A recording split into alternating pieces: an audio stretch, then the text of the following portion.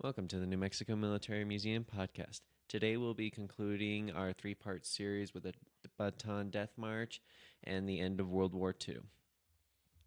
All right, so the first time we covered was the rise of Imperial Japan and the Empire of Japan, fall of Tokugawa shogunate, as well as U.S.-Japanese relationships from Commodore Matthew Perry's gunboat diplomacy leading up to the start of World War II, and U.S. relations within the Pacific. And then the second part, we covered the defense of the Philippines, leading all the way up to the fall of Bataan and the fall of Corregidor. So today we're going to talk about the immediate aftermath of the fall of Bataan and the fall of Corregidor with the Bataan Death March. I am going to warn, this is going to be very, very dark, heavy stuff, and it may not be suitable for all audiences, so please use your discretion. So where we left off last time was the fall of Corregidor and the fall of Bataan. So Bataan falls on April 9th, 1942. General Edward King surrenders the forces at Bataan. It's around 76,000 men, about 10,000 Americans, 66,000 Filipinos, and they had held out for 4 months against the Japanese. In this time, they were low on food, they were low on ammo, they were running out of men and material, and no relief was coming because the fleet had been destroyed at Pearl Harbor. But they had been told over and over, help is coming, but it wasn't coming. As they retreated, it was asset denial, so destroy anything that the Japanese could use for the war effort. They would detonate ammo piles, disable tanks, destroy anti-aircraft guns. And the 200th was an anti-aircraft division, and so they had to destroy their guns and fold in with the regular infantry. So when General King sent out that they were going to surrender, and he was going to surrender Bataan, guys had the choice. A lot of them fled to Corregidor to join the garrison there, and some of them fled to the jungle, where they would help and aid the Filipino guerrillas, in which we covered at the end of last time that the guerrillas were very effective. They actually held control and sway over the majority of the Philippines under Japanese occupation. And the Kambutai, as much as they tried to track down and eliminate the resistance, they were very unsuccessful. So the Japanese are now stuck with these massive loads of prisoners. And they were not expecting to have this influx of prisoners. It was not something they were prepared for. And so they needed to get them out of the area of combat because they were going to assault Corregidor. And as we covered last time, General Wainwright, who was leading the defense after General MacArthur had fled, had held off for several days so that he didn't accidentally lay friendly fire on the POWs. One thing from a lot of the military guys I've spoken to through my career have said friendly fire isn't. So they gathered up all the POWs, and guys were ordered to turn out their pockets. And they went through things they had on them. They would confiscate items of value and take stuff. But the thing they would also do is, if you were caught with anything that was made in Japan, any Japanese money, anything like that, they immediately assumed It was a trophy. And they would pull you out of line, or they would kill you right there. Mm-hmm. They were not. There was no quarter for that. Exactly. There was no quarter for that. Items of value, if you didn't give it up willingly, they would forcibly take it from you. There are stories that guys with rings on their hand, they would just come up, sever the finger, and take the ring. Mm-hmm. So a lot of POWs would either discard or very well hide these items. Eric Lujan, a friend of his, had a ring. I don't remember if it was a family ring or if it was a class ring, but it was a fairly valuable. And so he hid it. And when he passed on the death march, he gave it to Eric, and Eric kept it very well hidden in his pocket through the majority of the death march. Unfortunately, if you read his daughter's book, Judy Reed's book about him, he does mention that he was bent over at a river and it fell out of his pocket and he lost it. And he felt bad for losing that ring. So after they went and took what they considered contraband, They gathered up everybody and they started a forced march. The forced march went from Meroviz to Bakag and the railheads up at Bakag, and they were sent in groups of about 100 men. And they marched up the east side of the peninsula, and they started around April 10th at Meroviz, or I'm sorry, Bakag is in the Bataan Peninsula. They marched them up to the railheads in the north. And Bakag started about April 11th, and they converged at a place called Pilar, and they marched up to the San Fernando railheads, which is the appropriate area there. So early in the march, saw very rare instances of any kindness for the captives. It was few and far between, but there were times where there's a report of a POW who went to one of the big Ivy Leagues. I don't remember if it was Brown, Yale, Harvard. Somewhere like that. But he went to the rivalry of one of the other Ivy Leagues, and somebody had taken his class ring. And he had mentioned to one of the Japanese officers that he had gone to that university, and the Japanese officer found the guy that took the ring and returned it to him. Now, this is very rare instances. This is not very common to have happened. Well, even in the interviews I've conducted over the last 6 months or so with families of the Bataan veterans, that was a very rare story to hear. And it was also at the beginning of the march. Mm-hmm. It wasn't well into the march. But like I said, these instances were very, very, very rare. And that's when things really started to deteriorate. And that's when we have one of our first massive atrocities. At the Pantagon River, 400 Filipinos and their U.S. officers and non-commissioned officers were marched to the river on April 12th. They were hogtied with telephone wire and either bayoneted or shot to death. And this was carried out by Colonel Masanobu Tsuchi. Supposedly, he'd received orders from General Homa to do this, and he carried out this first massacre of U.S. and Filipino forces. Along the way, men were beaten, they were bayoneted, they were hit for no reason, and this was both marching to the river as well as the Death March itself. So the Pantagon River Massacre is the first major massacre that happens along this march. Men along the march trail, men who lagged behind, they were either beaten, killed, run over by trucks. Sometimes they were picked up and thrown in the truck and taken to the railheads, but again, rare instance. Mm-hmm. They were given very little food or water. Again, they're already very malnourished. They have been on 8th or 16th rations. They've beriberi, malaria, other tropical diseases is running rampant among these men. And they're marching in the tropical heat with little to no water. Anybody who tried to go for a pool of water, either on the side or a river on the side of the road, they were killed. Anybody who would attempt to ask for water from one of the Japanese guards was killed. The Japanese actually would end up using this as a form of torture. They would, along the way, they would stop in front of pools of water, make the men sit there, and then dare them to try and go for it. And any man that attempted to was killed. Unfortunately, we're going to hear a lot of that. And then you had men who were just killed for no reason at all. Just out of the blue. They were prisoners, and on a whim, somebody killed them. There's many instances of further torture. Some men were pulled out of line, tied up to a tree, and continuously bayoneted to death. Mm-hmm.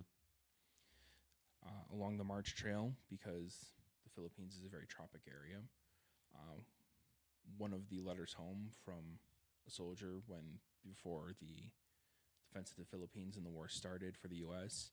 had written to his family that it gets very hot during the middle of the day and at the height of the day, And it does cool off at night to make it at least bearable. But in the middle of the day, the Japanese would do this thing called sun torture. They would sit the guys out in the blistering heat with no cover, nothing. You're just out in the sun in this blistering humidity and the sun beating down for hours on end. And they're just doing everything and anything they can to break their spirits. Exactly. And disease is now running rampant. The lack of food, water, basic hygiene just helped to spread it even more. Beriberi and malaria, as I had mentioned before, were quite common. And malaria was easily treatable, but the Japanese refused to give medical attention. So the few doctors and medics that were among the prisoners did their best to treat and stop or stabilize patients as best they could. We'll see that this plays into the death toll both along the march as well as at Camp O'Donnell, which is where they're headed, and Camp Cabanatuan. Men too fatigued to go on with your shot, killed, or run over by trucks. We had covered that. But a lot of guys would attempt to save these guys, throw them over their shoulders, help drag them along to make sure that the Japanese did not get the satisfaction. Filipino civilians did try to help. They did the best they could, but they put their lives at risk doing so. Mm-hmm. Now, keep in mind, I had mentioned that it's about 10,000 Americans and 66,000 Filipinos. And as we had mentioned at the end of the last episode, the Japanese were not kind to the Filipinos at all. They took women for comfort women. They would beat and torture the men, especially when they're trying to find these guerrilla sects. Mm-hmm. And so any civilians who were trying to assist and aid the POWs, they were killed if they were caught. Mm-hmm. So, but they did their best to try and help. They would sneak them food, water, medicine, basic medicine. And this will go on through the Japanese occupation. So they reach the railheads at San Fernando, and they pile the men into boxcars, hundreds at a time. It's standing room only. You're squished in so hard, a lot of men were either suffocated or crushed to death. Mm-hmm. Those who were too weak to stand up, you literally had the standing dead. So when they reached Krebsbach at the end of the rail line, they would open the doors and just bodies would fall out. And because they're squished in so close, disease, it just helped to spread the diseases even more. And so you had men dying of disease in these boxcars. And again, they're packed in so tight that they just fall out dead. So they're offloaded at Krebsbach, and they are now marched several miles to Camp O'Donnell. Camp O'Donnell used to be under the control of the military. They have now converted it to POW camp. They separate the Filipinos and Americans into sections. Now, it's important to note that this stop is only the first stop for these POWs.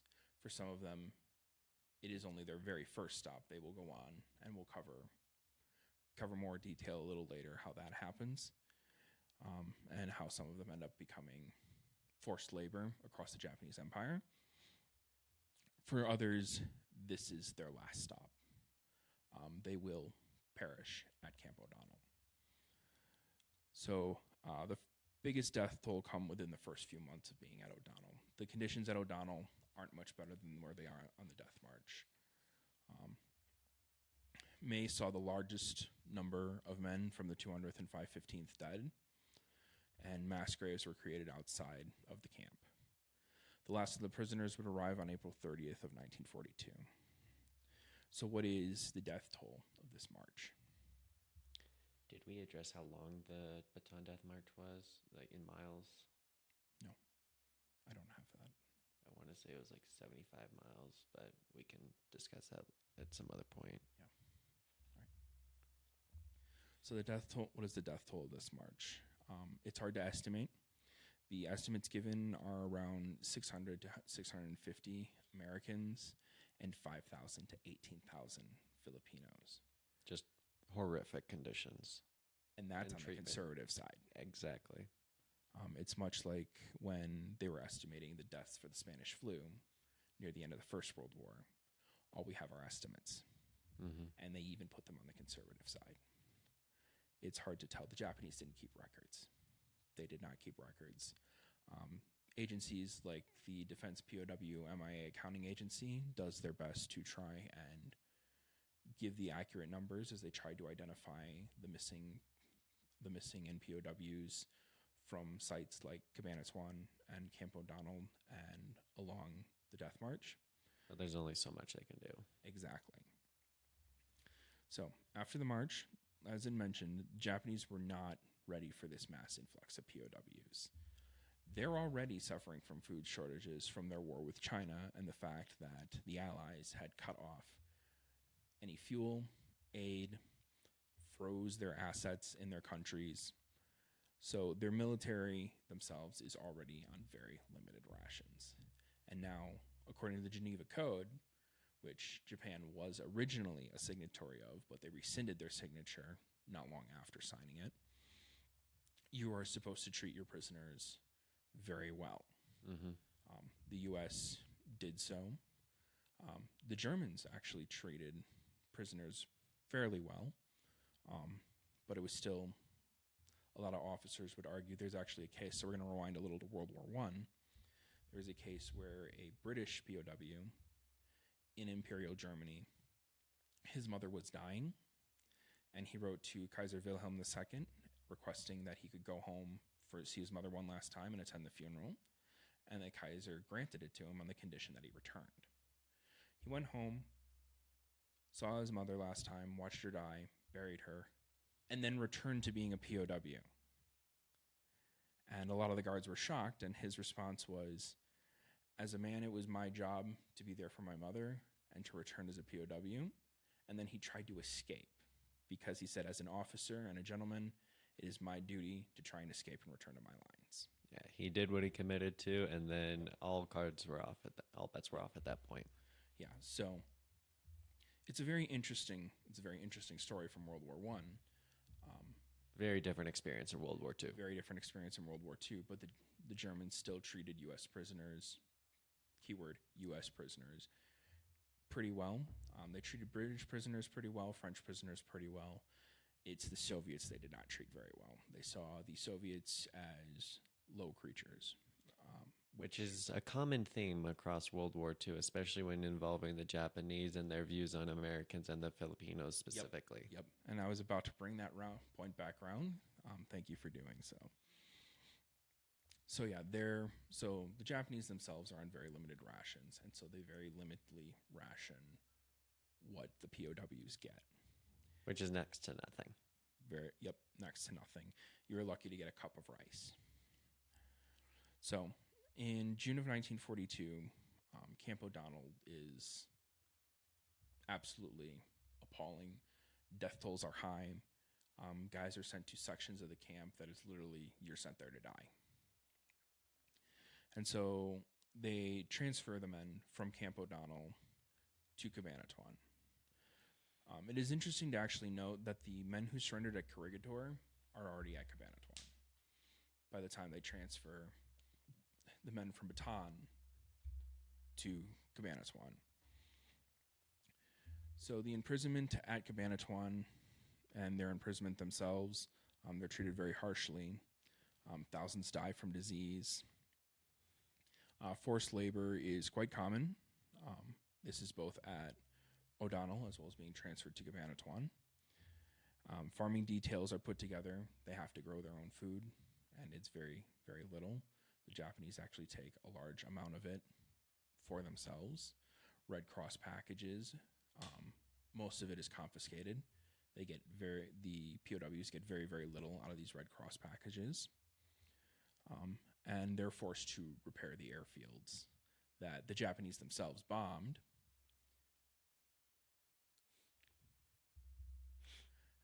As well as the war goes on, the U.S. bombs the airfields, and they're forced to repair. This is before the invasion of the Philippines will start in late 1944, early 1945. And then men are put on burial details.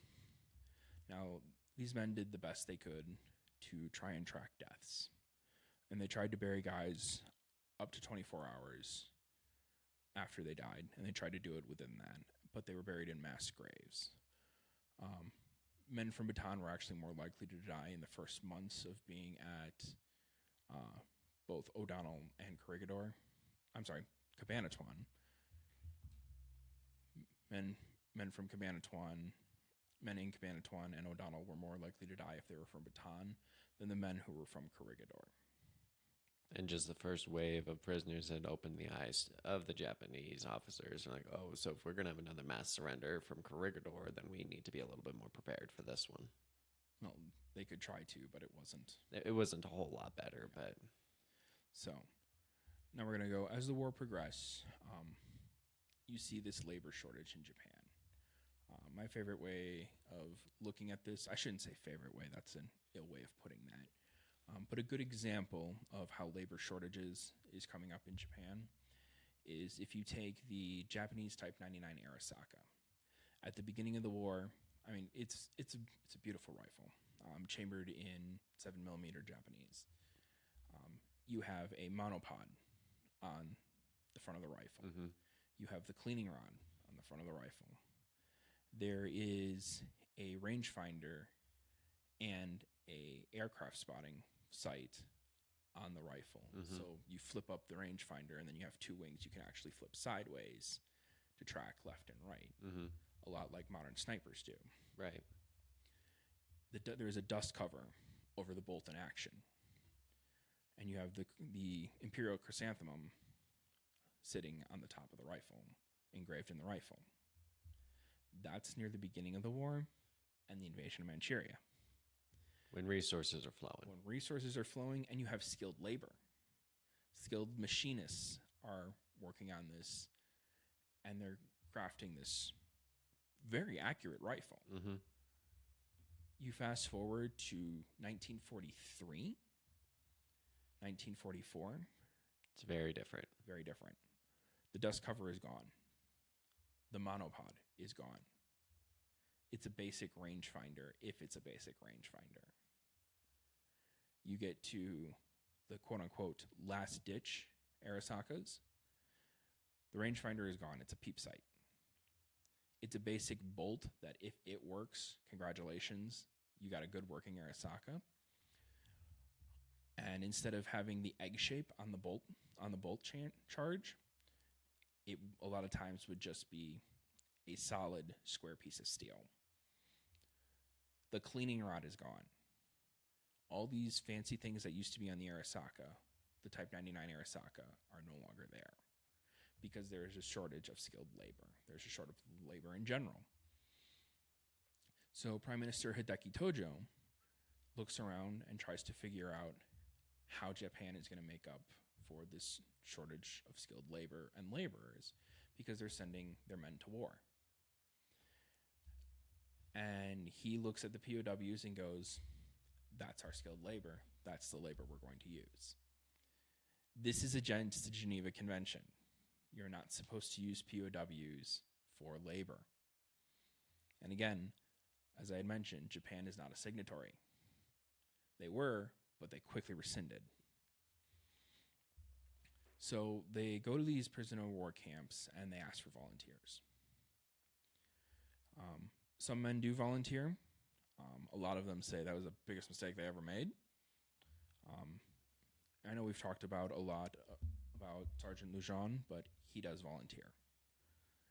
And so they are boarded onto these ships and they are sent across the Japanese Empire.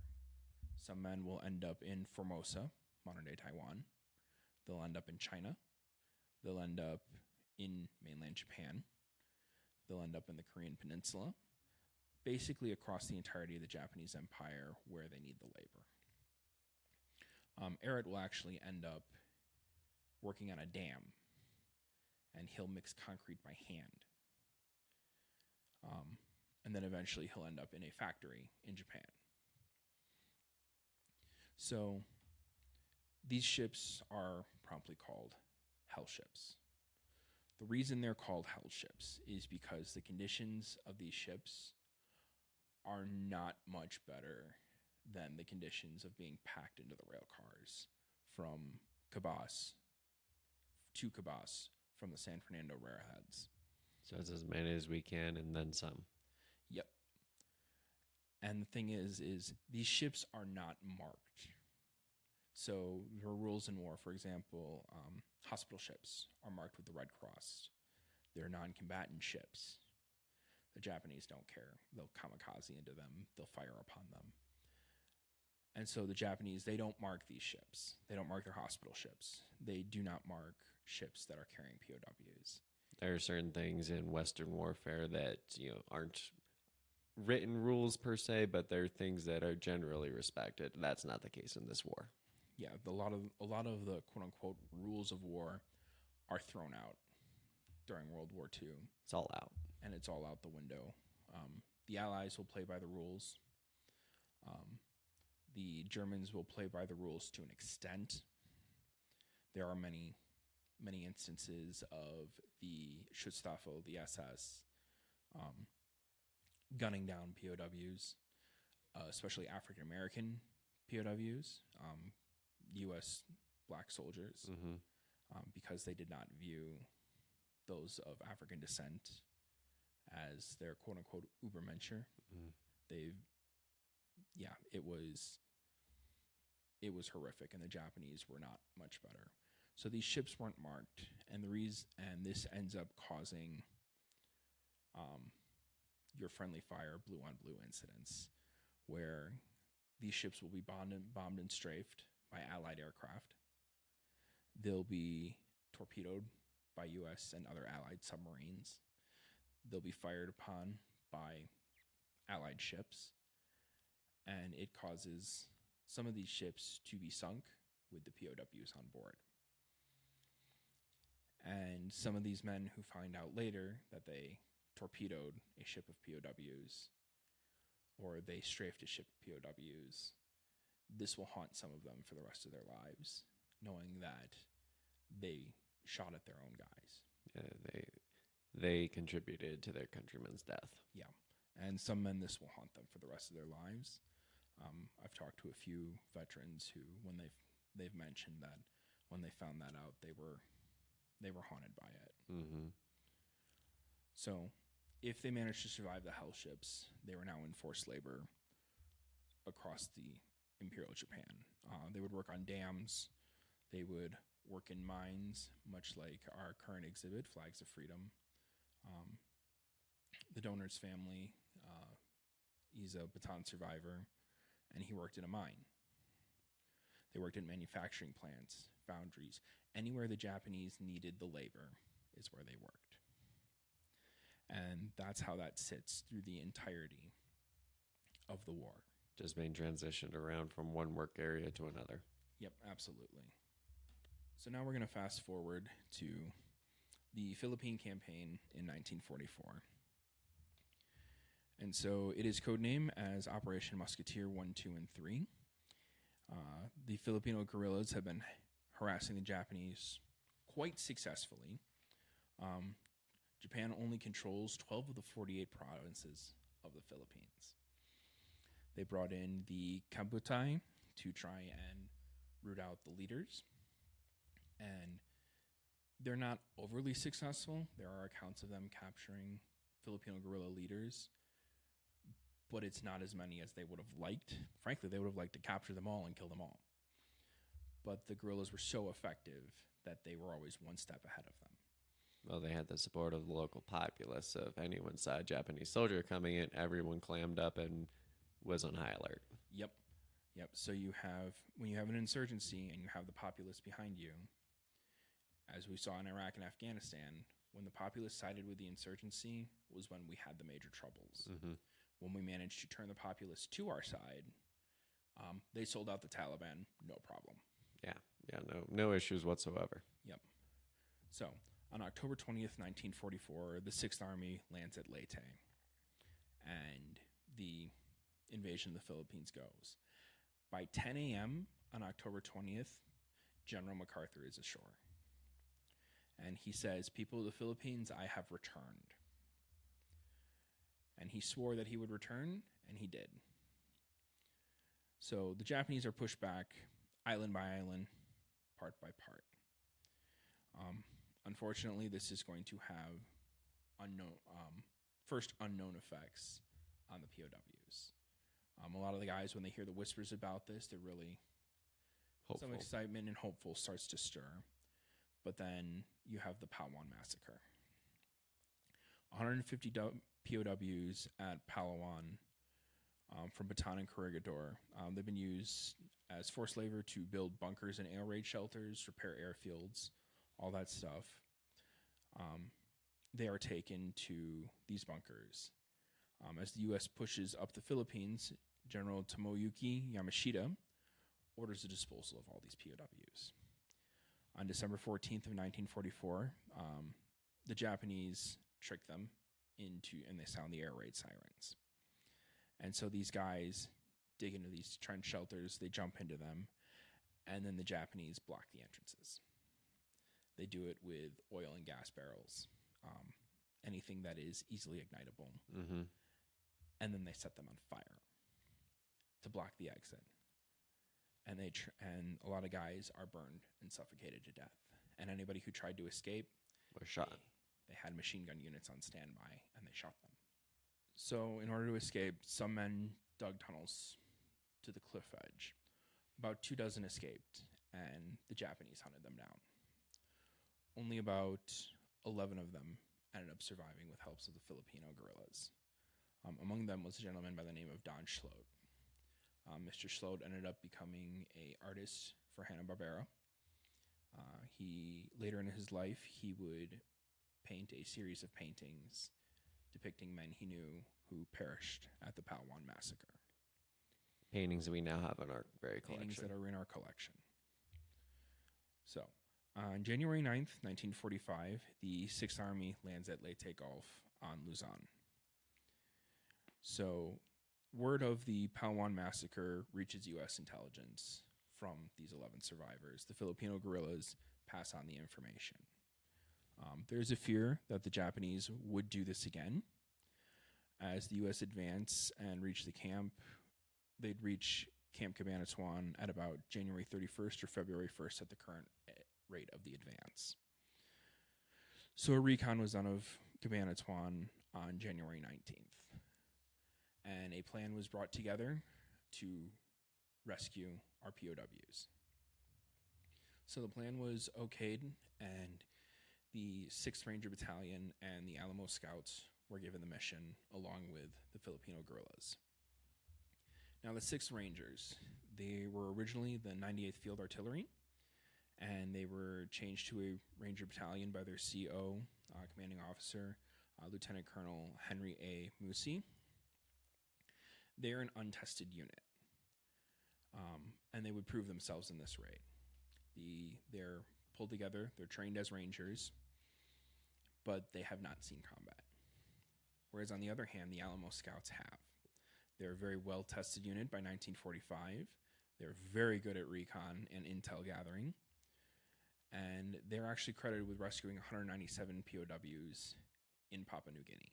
Very good at what they do. They're very good at what they do. And then you have the guerrillas, who, again, very good at what they do.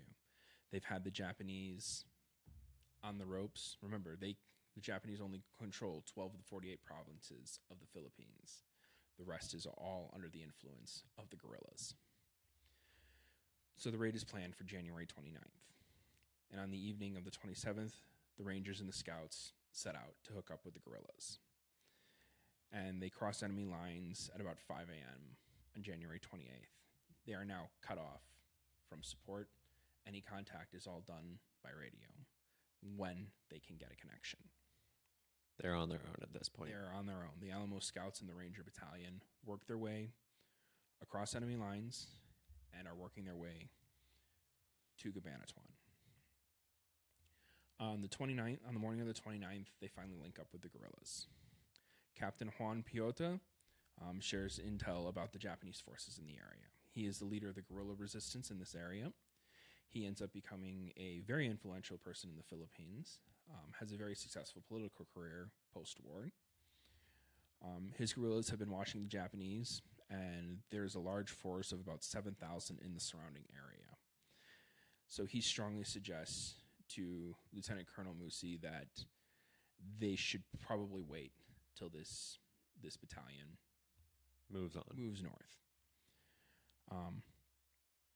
He ends up agreeing after the Alamo scouts do some additional scouting.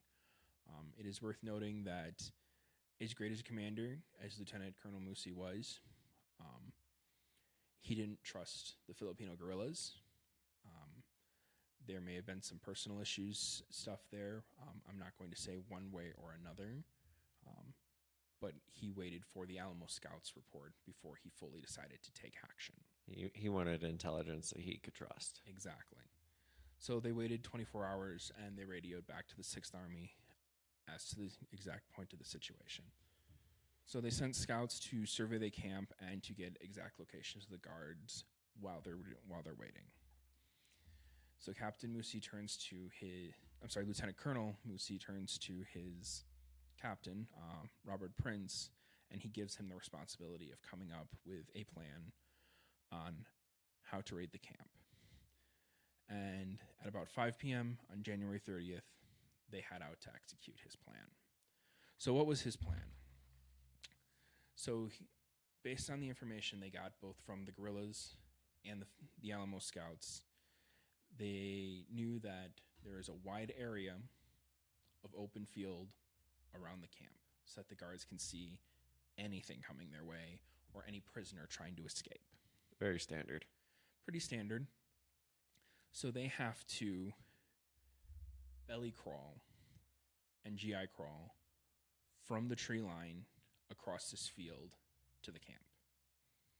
They have to move slowly, deliberately, as to not arouse suspicion. And the plan is to do this pretty close to the cover of darkness to give themselves additional cover. So they decide to help with their cover. They call in a P-61 Black Widow. Now, the P-61 is one of the first purpose-built night fighters of the U.S. Air Fleet. So they come up with a plan. The call sign of the P-61 sent to execute this plan is hard to get. So they come up and they backfire their engine several times and make it look like they're going in for a crash. Now, the point of this was to get the Japanese to turn their searchlights and track this Black Widow. What the Rangers didn't know is the Japanese didn't have searchlights at Cabanatuan. They didn't think they needed them. The guerrillas, while this is going on, the guerrillas are cutting off phone lines and setting up roadblocks from lingering Japanese. There are two groups. One set up at the Kabu River Bridge under Captain Piota. Another in the southwest under Captain Eduardo Yosan. And it's supplemented by Rangers with bazookas. As the raid progresses, we'll see that Captain Piota will actually bear the brunt of these excess Japanese forces that haven't moved on with the other forces that were in the area. At the camp, they're split into two teams. 90 Rangers from C Company and Captain Prince are to go in and get the POWs. And once they're in the camp, they split up. There is a group of Rangers put at one edge of the camp, firing into the Japanese section where all the Japanese barracks are to provide cover fire and suppressing fire. The rest of C Company is supposed to secure the POWs, get them out of the camp. No one is to be left behind, period. 30 Rangers from F Company, led by Lieutenant John Murphy, fire into Japanese positions starting about 7:30. So that's your suppressing line of fire. Once everybody is evacuated, Captain Prince will fire a flare to signal the retreat to the Pampagon River. The guerrillas will be waiting for them with a bunch of caribou carts for the POWs because they know the POWs are malnourished. Many of them won't be able to walk on their own. So the raid kicks off and the Rangers follow the plan and it goes off to a T. The Japanese are very much surprised. At Piota's position, they had rigged the bridge to blow. The hiccup they have was only part of the bridge blew. Something happened with the explosives. They're not sure what, but it only blew part of the bridge. But the good point is the Japanese cannot get their tanks and vehicles across. And no heavy armament. Yep, no heavy armament. And it creates a choke point and a kill zone. And the guerrillas use this to the fullest effect. This is a great opportunity for them. Yep. And it's interesting to note that the guerrillas, they're given bazookas. And these guerrillas are recently trained on these bazookas. They've never handled them before because they've never had the Harvey artillery. When you're a guerrilla unit, you want to strike fast and get out.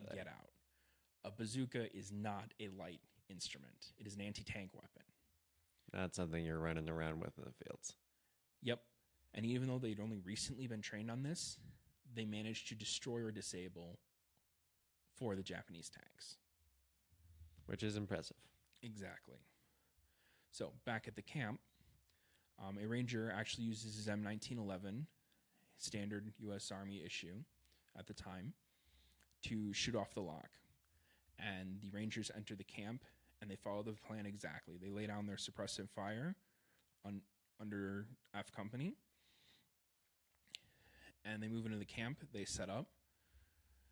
And as they entered the camp and starting to try and secure the POWs are now scared out of their minds because they hear gunfire. And they know if they hear gunfire, that means a POW is dying. Mm-hmm. And so they thought it was the Japanese were trying to kill them. It was the execution squads. Yeah, they thought it was execution squads, and they start hiding. A lot of rangers came in to secure them, and they're telling them, we're American, and they don't believe them because the uniform has changed. All the way back in 1941, the U.S. is still using the Brodie helmet. It is a remnant of World War I. The British will actually use it through World War II. It's a very iconic World War I helmet. Yep. Now, when you fast forward into 1944, 1945, the U.S. had adopted the M1 helmet shortly after the beginning of the war. And we will actually use this helmet all the way up until the 1980s. Very good piece of equipment. And it's very basic. It's a very simple machine. It just basically takes a piece of metal and creates a round head. You put the liner in, you're good to go. The uniform at the time had also changed. The U.S. had originally worn khaki. And now they're wearing either herringbone twill or army green, olive drab green. Also, we're using different weapons. So back in 1941, they're still using, very few had gotten the M1 Garand at that point. They were still using the Springfield 1903. I mean, granted, some men also had the Browning automatic rifle. It was originally designed for walking fire in World War I. And then you would switch from automatic fire. Once you hit the trench, you would switch to semi-automatic, and you would clear the trench. In World War II, they did away with the select fire. A lot of BARs were now purely fully automatic, and they used it as a light machine gun.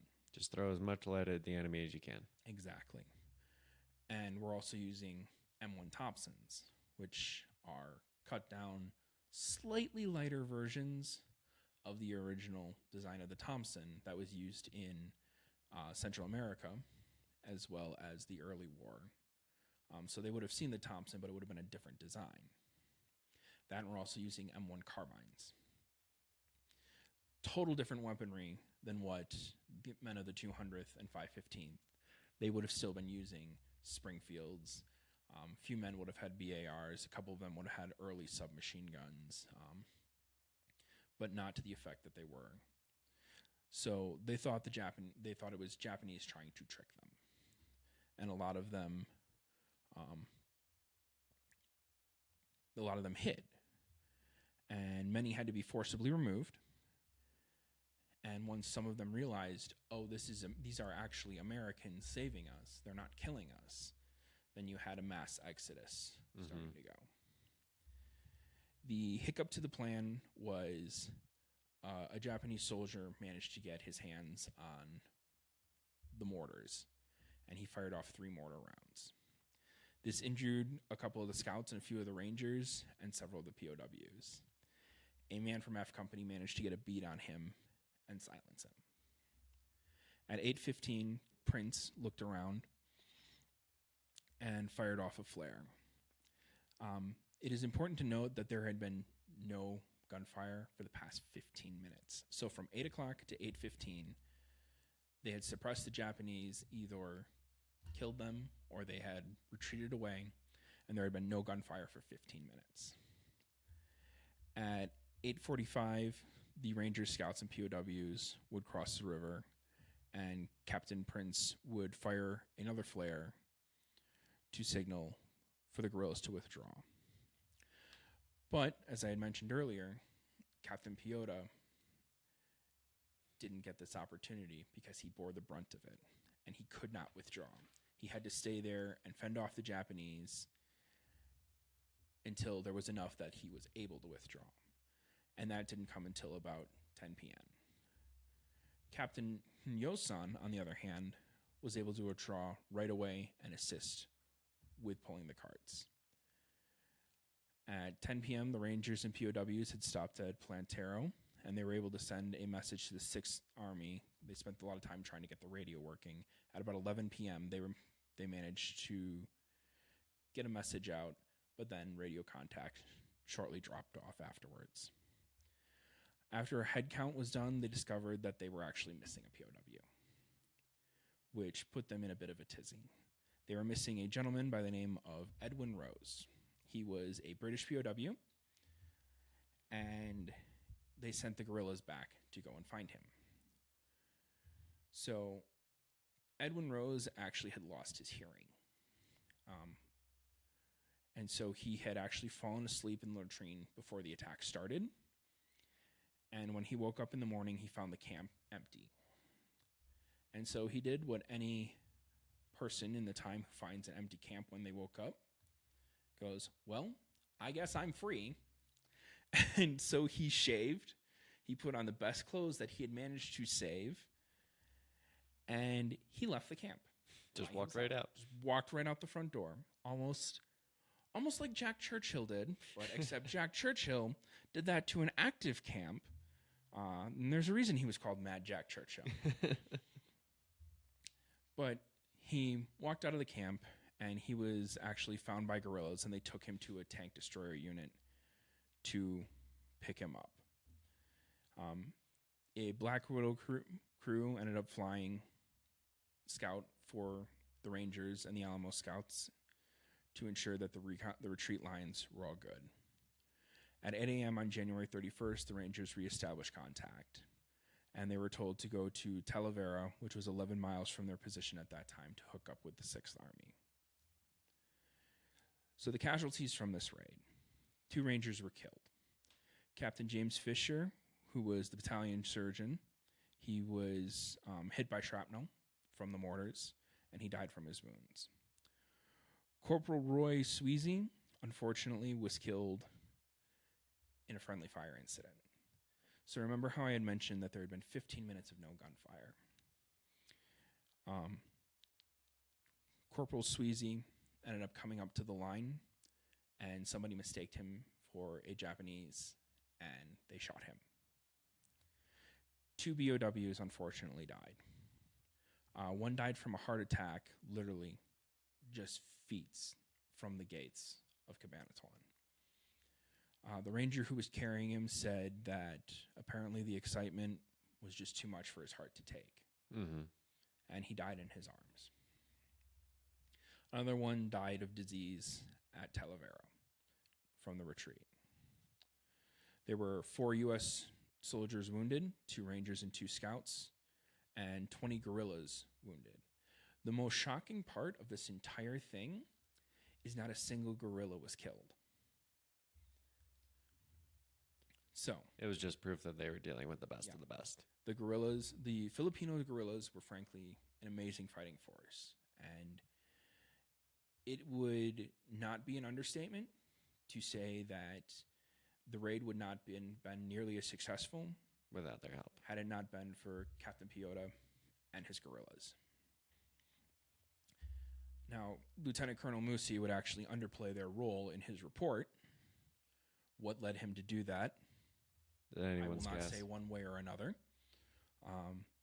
But it is not an understatement that it had not been for the intel the guerrillas supplies, the fact that they'd been watching the Japanese, and the fact that they knew they were very, very good with their hit-and-run tactics and their suppressing of the Japanese.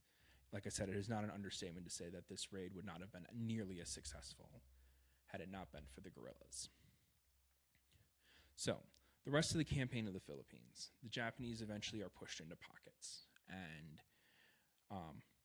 just completely cut off. Yep, they're completely cut off from Tokyo. They fell completely out of contact, and by July of 1945, General MacArthur declares the Philippines liberated.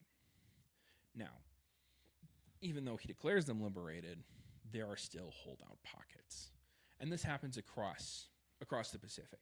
There are holdout pockets of Japanese, and they fully believe that they will fight and die to the end, whether or not they have contact with Tokyo. So after the war, you see these pockets these few guerrillas slowly start to surrender and realize the war is over. In the Philippines in March of 1974, the last of the Japanese holdouts finally surrender. So the war ends after the bombing of Hiroshima and Nagasaki.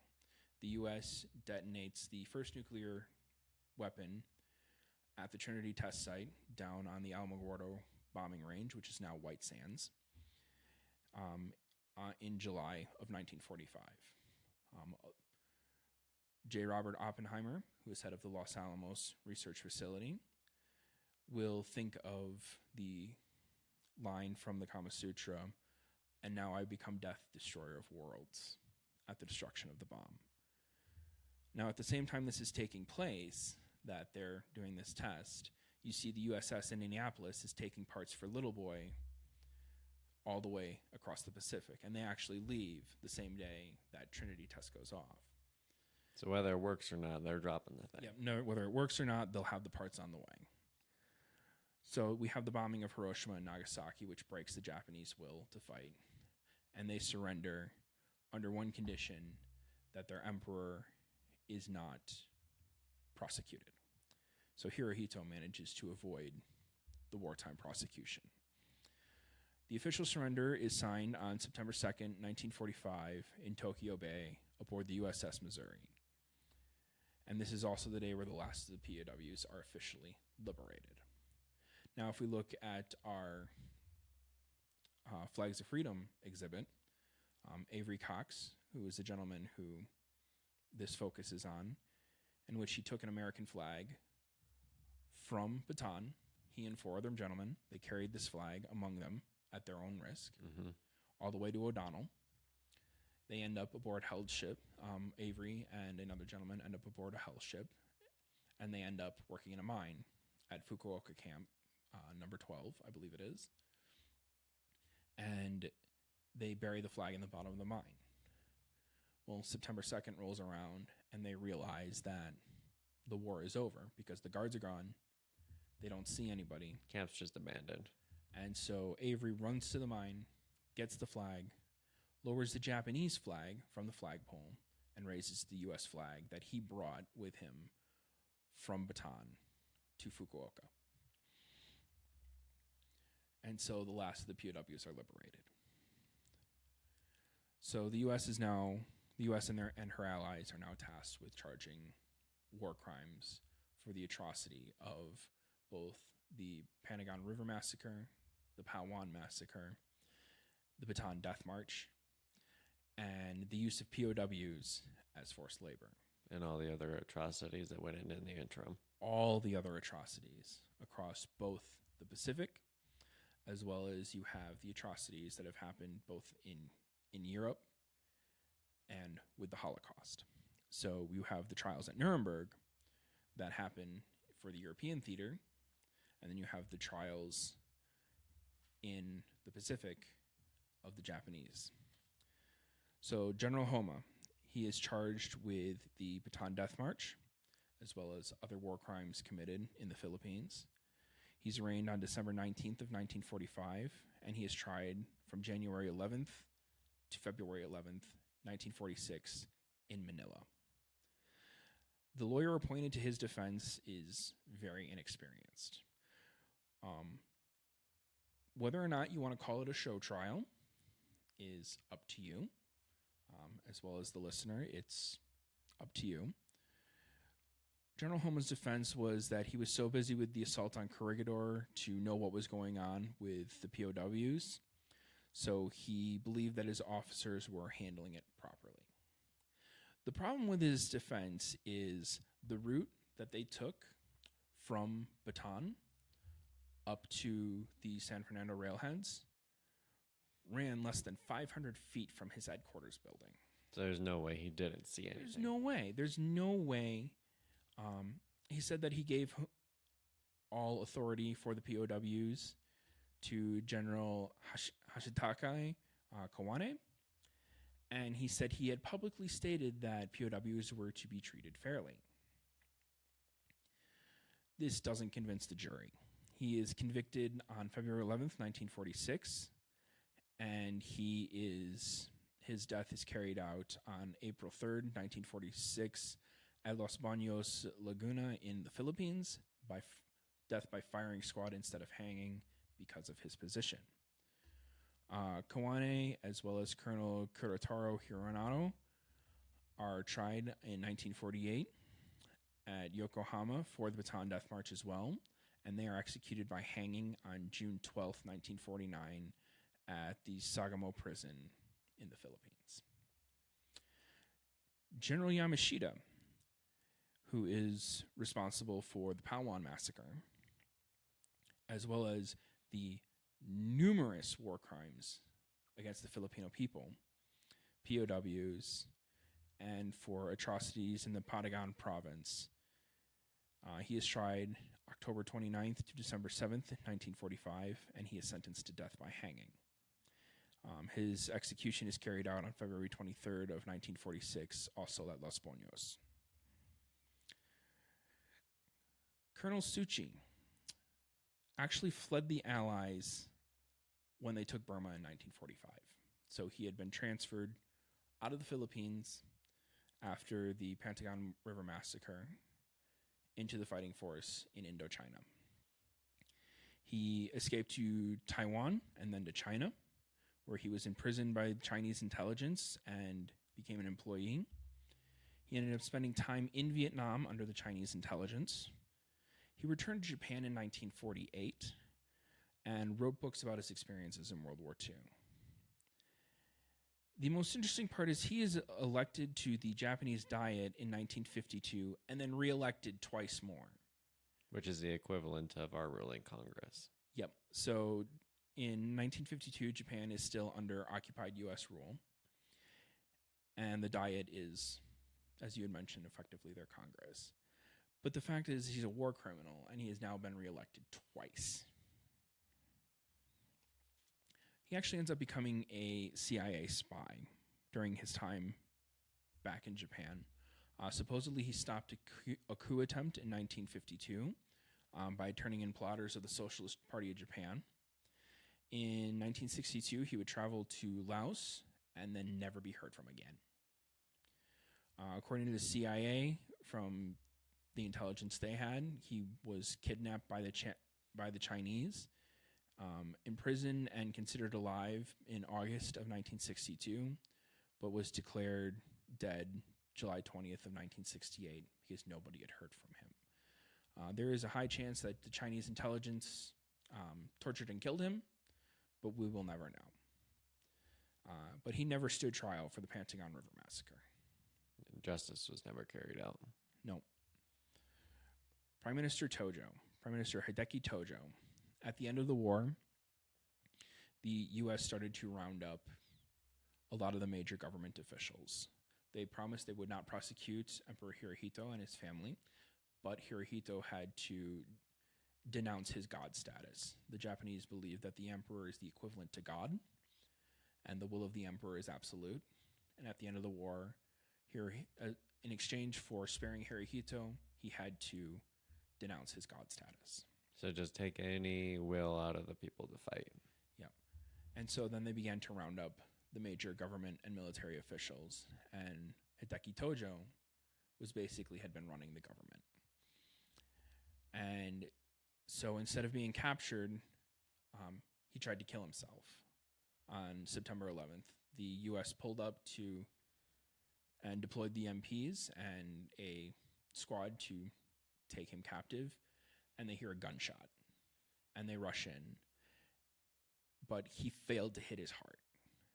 The medics showed up in time to stop the bleeding, and Tojo was nursed back to health to be put on trial.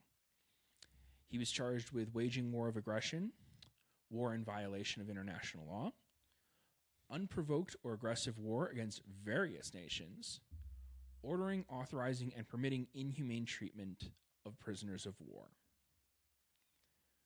He is sentenced to death by hanging November 12th of 1948, and it is carried out on December 23rd of 1948. So that rounds out the end of the war and what happened to the aggressors of the Bataan Death March, as well as other atrocities across the Second World War in the Pacific Theater. The members of the 200th will eventually come home. They will come back to New Mexico. Some of them will reintegrate into society.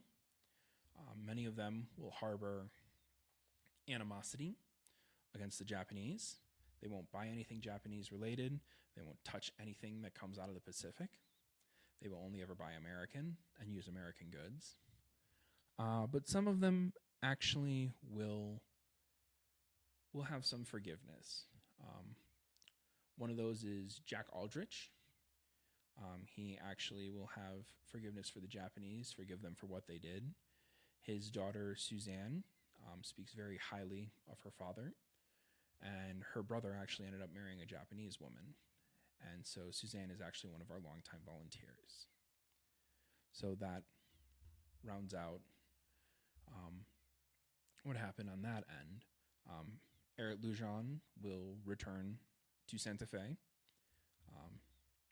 His daughter, Judy Reed, will write a book about his experiences. You can find that book on our bookshelves here at the museum in our library. As we had mentioned, Don Schlote will survive. He will go on to become an artist for Hanna-Barbera. Unfortunately, Mr. Schlote will pass away in the 2000s. And then there are also the men who didn't make it home. Men like Private First Class Thomas Vernon Long. PFC Long will die from cerebral malaria in Cabanatuan. His remains, at the end of the war, they will ship them home, tell the family not to open the casket at all. But if we fast forward to the early 2010s, 2020s, the Department of POW MIA Accounting Agency will be working on trying to identify men from these mass graves at Cabanatuan, Camp O'Donnell, and in the Philippines. And they will find that one of the sets of remains they're working with are actually PFC Longs. So they will send the remains home, full honor guard, everything, and he will be reburied in Portales with the body that was sent, exhumed, and returned to the DPAA for further examination to try and return that soldier home. That being said, if anybody knows any family members who have missing family members from any U.S. conflict, I highly, very highly recommend that you contact the DPAA, find out how you can donate, how you or they can donate DNA to help try and identify and get more of these men home. So that concludes our 3-part series. Yes, thank you for taking the time to walk us through all of that, and especially thank you for contributing your knowledge and experience to this story and bringing a lot of these untold legacies to light.